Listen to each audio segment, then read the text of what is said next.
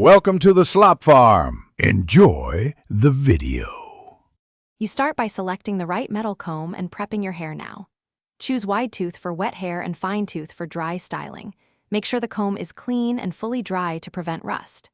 Section hair into manageable 1-2-inch strips, hold the section at mid-length to reduce pulling, and begin detangling from the ends up toward roots.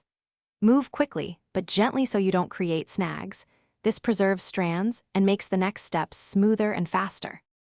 Once the hair is detangled, you continue with controlled styling. Use short, calm strokes, start at the ends and work up. When shaping or smoothing, make sure to pair the metal comb with heat tools only on low to medium settings. Metal conducts heat faster than plastic, so keep the comb moving to avoid hot spots. Apply a small amount of serum or leave-in on the ends if frizz appears, then glide the comb to distribute product evenly. Keep tension light, so to finish, you set the style with 1 or 2 cool passes, making sure not to overcomb. Once done, inspect teeth for bends and store the metal comb dry in a cloth sleeve or case to prevent corrosion. If you encounter snagging, stop immediately. Gently detangle from the ends, not the roots, and apply a tiny drop of hair oil as a lubricant before trying again. This solves most problems. If the comb is bent or rough, polish or replace it to avoid breakage.